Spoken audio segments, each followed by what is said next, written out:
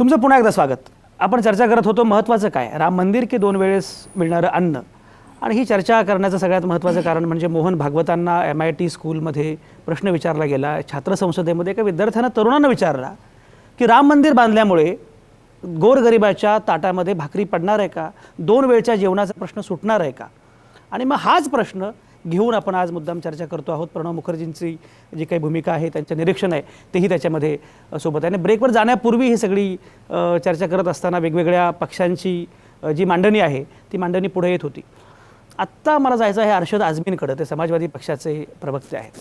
अर्शद आझमी, मोहन भागवतांना विचारलेला प्रश्न आणि त्याचं भागवतांनी दिलेलं उत्तर, त्या उत्तराबद्दल सोडून द्या, प्रश्न जो आहे तो त्या प्रश्नाबद्दल तुम्हाला काय वाटतं? खरंच अशा प्रकारचे प्रश्न किती महत्त्वाचे असतात, त्याला किती महत्त्व दिलं पाहिजे, काय म्हणणं आहे?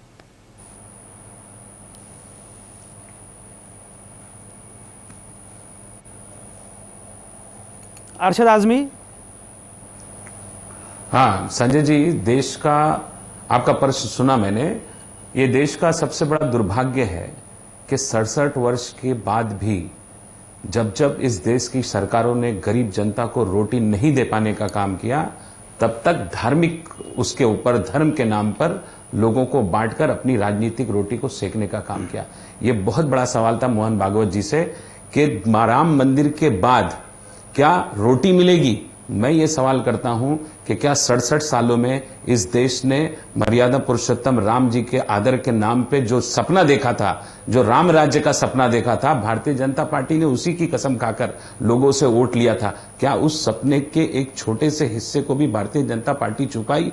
आज मैं आपको बताता हूं, देश का दूसरा सबसे बड़ा दुर्भाग्य यह है कि वो मर्यादा पुरुषोत्तम राम जो पूरी दुनिया में शांति का प्रतीक हुआ करते थे, उसके नाम पर भारतीय जनता पार्टी, RSS और विश्व हिंदू परिषद के लोगों ने देश में अशांति फैलाकर उनके नाम को पूरी दुनिया में बदनाम किया। उनके नाम से जो पूरी दुनिया में लोगों के मन में एक आस्था है, राम आस्था का प्रतीक है, राम भगवान है, राम जो है वो मन की भूख है, राम जो है वो आत्मा की भूख है, रोटी पेट की भूख है, दोनों चीजें जरूरी है। आज हिंदुस्तान सबसे युवा देश है ये बोला जाता है। प्रधानमंत्री जी, आप अपने देश के युवाओं को क्या देना चाहते हो? एक ऐसा भारत जहां धर्म के नाम पर लोग झगड़ा करते हैं। हम अमेरिका और UK से मुकाबला करने के लिए उतरे हैं। आप बताइए कि जिस देश में आज भी धर्म के नाम पर झगड़े हो रहे हैं, उस देश का युवा, आप कहते हैं 65% युवा जो है इस देश के युवा हैं, और ये देश पूरी दुनिया में सबसे युवा देश आता है। अर्शद आझमी, तुमची भूमिका बरोबर, तुमची भूमिका सर एक मिनट सुन लीजिए। मैं सिर्फ ये बोलना चाहता था, हाँ।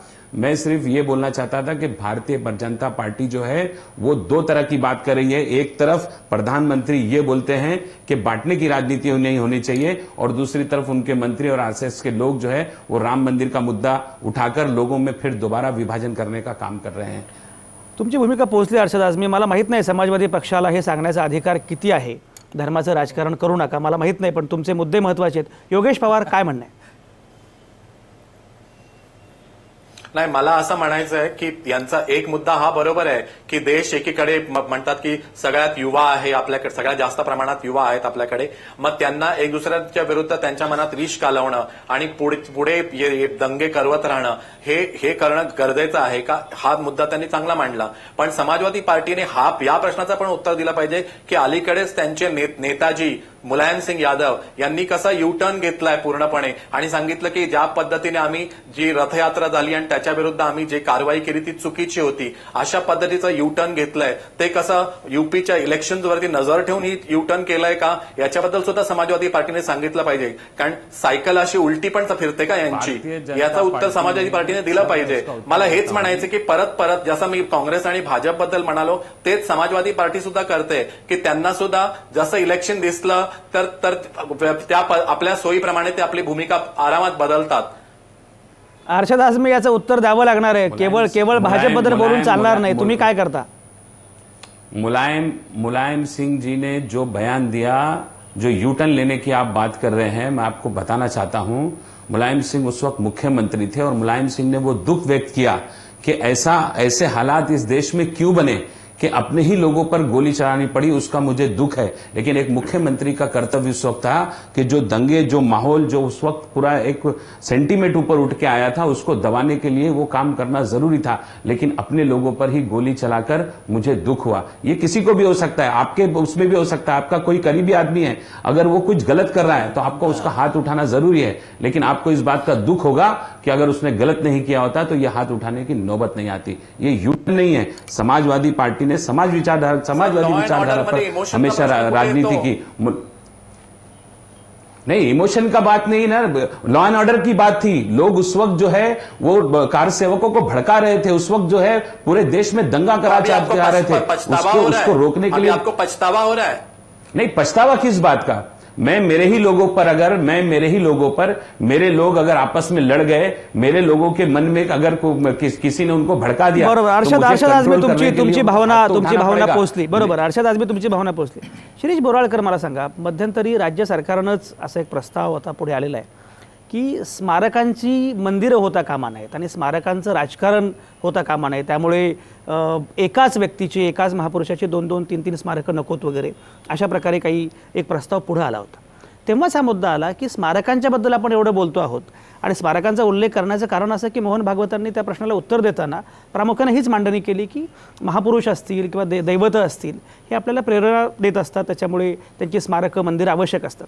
मला एक सांगा, एकीकडे स्मारकांच्याबद्दल आपण एवढी चांगल्या पद्धतीनं सगळी भूमिका घेत असताना मंदिरांच्याबद्दल मात्र याच प्रकारची भूमिका घेतली पाहिजे, तर्कसुसंगत भूमिका घेतली पाहिजे, असं आपल्याला का नाही वाटत?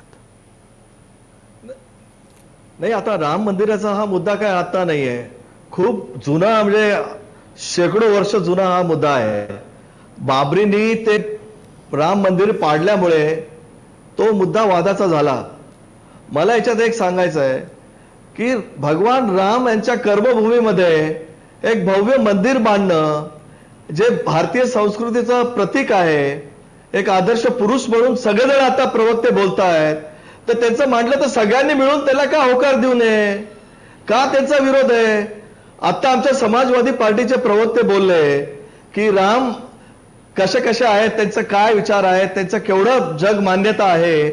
तर मला असं वाटतं की समाजवादी पार्टीनी सगळ्यांना एकत्र करून तिथे राम मंदिर बांधून देण्यास काय हरकत आहे? अशीच प्रकारची भूमिका राजीव गांधीने 1986 साली घेतली होती. इस्पितळ का नको? 86 घेतली होती. 89 आणि 86च्या लोकसभेच्या इलेक्शन मध्ये अयोध्येमधनं त्यांनी प्रचाराला सुरुवात केली आणि प्रचार करताना त्यांनी असं भाषण केलं की आपण भारतामध्ये राम राज्य आणू. म्हणजे अशा प्रकारची दुटप्पी भूमिका प्रत्येक वेळेस काँग्रेस घेतं. भारतीय जनता पार्टीने कायम आपली भूमिका ठेवलेली आहे की राम मंदिर हे रामाच्या. शिरीष बोराळकर हा मुद्दा अतिशय महत्वाचा आहे. रत्नाकर महाजन हा मुद्दा महत्वाचा आहे. बोला शिरीष. 10 सेकंद फक्त घेतो. आमचे विरोधक का भावनिक आणि धार्मिक मुद्दा काय करतात? आता एका प्रश्नोत्तरामध्ये आदरणीय भागवत साहेबांनी याचं उत्तर दिलं, त्याचा एवढा आमचे विरोधक इश्यू काय करतायत? आमचे मोदी साहेब किती, म्हणजे भारताला किती मोठ्या वेगवेगळ्या प्रकारच्या प्रोजेक्ट्स मधनं आणि भारताला आंतरराष्ट्रीय पातळीवर किती सगळे मुद्दे पोहोचले आणि मुद्दे धार्मिक आणि भावनिक बरोबर विषय घेऊन का आपण लढतोय? श्री सगळे मुद्दे पोहोचले, महत्वाचे आहेत. रत्नाकर महाजन त्यांनी सांगितलं की नरेंद्र मोदी एवढं उत्तम काम करतायत, मोहन भागवत एवढे उत्तम उत्तरं देत आहेत, दोघं आपापलं काम करतायत. पण हे सगळं करत असताना तुम्ही काँग्रेसवाले मात्र दुटप्पी आहात, अशा प्रकारची मांडणी शिरीष बोराळकर करतायत. रत्नाकर महाजन, काय उत्तर आहे? ते काय आहे, ते आरशात बघून बोलतायत, त्यामुळे त्या बोलण्याची फारशी दखल घेण्याची आवश्यकता नाही. ते आरशात बघून बोलतायत, त्यामुळे त्यांना तसं दिसतं. औरंगाबादच्या VC मध्ये समोर आरसा ठेवला की काय शिरीष बोराळकरांच्या? शिरीष बोराळकर, औरंगाबादच्या तिथे स्टुडिओमध्ये आरसा ठेवलाय का? बोला रत्नाकर महाजन, बोला. थापा मारण्याला सुद्धा काही मर्यादा असतात. उदाहरणार्थ, एक सेकंड, शिरीष त्यांना बोलू द्या. शिरीष रत्नाकर महाजनांना बोलू द्या. आता ऐका ना माझं, असं काय करता तुम्ही, मध्ये का बोलता? बोला साहेब. मी मगाशी म्हणलं थापा मारण्याला सुद्धा मर्यादा असतात. राजीव गांधींच्या नावाने किंवा काँग्रेसच्या इतर नेत्यांच्या नावाने किती थापा मारायच्या याचा एकदा विचार केला पाहिजे. उदाहरणार्थ राजीव गांधींनी कुठल्याही निवडणुकीच्या प्रचारामध्ये रामराज्य आणू असं कुठलंही वाक्य बोललेलं नाही. त्याचं कारण असं आहे की काँग्रेस हा या देशातल्या सर्व समाजाचा सर्वसमावेशक सर्व प्रातिनिधिक पक्ष असल्यामुळं त्याला हे भान आहे की या देशात 96 कोटी हिंदू असले तरी इतर सगळे अहिंदू आहेत. त्यामुळं एका बहुसंख्य समाजाच्या श्रद्धेचा विषय हा अन्य सर्वांच्या श्रद्धेचा विषय असलाच पाहिजे. हे कंपल्शन ना काँग्रेसने कधी केलेलं आहे ना इतरांनी कोणी करण्याची आवश्यकता आहे. काँग्रेसची गांधींच्या रामराज्याची कल्पना आपल्याला जर हवी असेल तर शंकरराव देवांचं साध्य साधन विवेक या नावाचं पुस्तक आहे. त्या पुस्तकामध्ये रामराज्य संकल्पना या विषयावर नवं प्रकरण आहे. त्याच्यामध्ये गांधींच्या रामराज्याची संकल्पना ऐहिक पातळीवर सेक्युलर पातळीवर समजावून सांगितलेली आहे. जिज्ञासूंनी अवश्य ते वाचावं. दुसरं असं की मी मगाशीच म्हणलं वर्षभराच्या काळामध्ये एकीकडं सांगायचं की वर्षभराच्या काळामध्ये असं काय करणार कसं काय करणार आम्हाला अजून वेळ पाहिजे असं सांगायचं आणि दुसरीकडं वर्षभराच्या काळामध्ये आम्ही सगळं कालचक्र उलटं फिरवलेलं आहे. खरं त्यांना ते उलटंच फिरवायचं आहे पण सगळं कालचक्र प्रगतीच्या दिशेने आम्ही फिरवित आहोत आणि काहीतरी भव्य दिव्य करीत आहोत. एकाही योजनेचे अजून अभ्यासकांनी किंवा योजनाकारांनी आपल्यासमोर ठोस रिझल्ट्स मांडलेले नाहीत.